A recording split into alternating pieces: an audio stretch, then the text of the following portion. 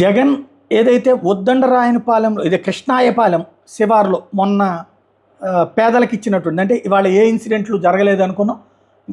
శిలా విగ్రహాల ధ్వంసము ఇవాళ తాజాగా చూస్తే అమరావతి ప్రాంతంలో పేదలకు సెంటు స్థలాలను కేటాయించినటువంటి కృష్ణాయపాలెం శివార్లో శంకుస్థాపన చేసినటువంటి నమూనాని ఇంటితో పాటు స్తూపాన్ని ఏర్పాటు చేశారు. అయితే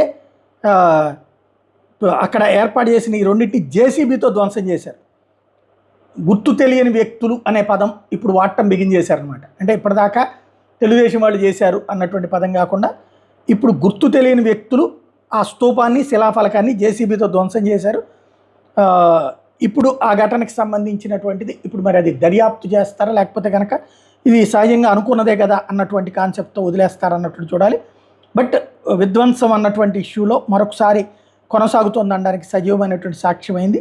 దాంట్లో ఈ ధ్వంసం చేసినటువంటి ప్రదేశానికి సంబంధించినటువంటి ఇష్యూ పెద్ద చర్చనీయాంశం అవుతున్నటువంటి అంశం.